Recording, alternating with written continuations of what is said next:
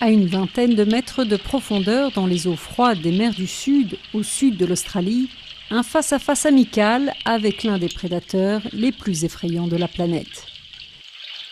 Les îles Neptune sont un rendez-vous gourmand pour les requins blancs qui viennent se nourrir des phoques en abondance. Les touristes, eux, viennent simplement se régaler du spectacle. Fantastic. Ce n'est pas effrayant, c'est fabuleux. J'adorerais le refaire, du moment que je suis dans une cage. Je pense que c'est important que ces gens voient que le requin blanc n'est pas ce dévoreur d'hommes tel qu'on le présente souvent dans les médias. C'est bien aussi qu'ils voient le travail important que ces animaux magnifiques font ici.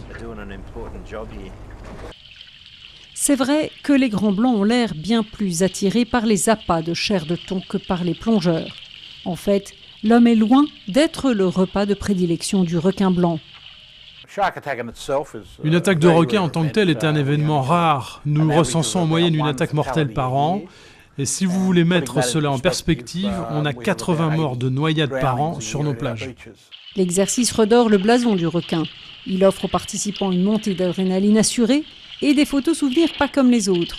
Mais ces plongées facilitent aussi les recherches sur cet animal mal connu.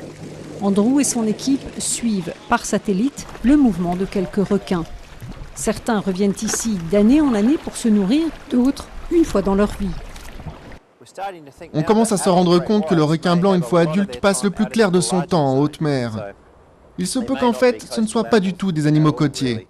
Un requin a récemment fait un voyage de 20 000 km entre l'Australie et l'Afrique du Sud, mais il est encore impossible à ces chercheurs d'établir des modèles de comportement pour l'espèce.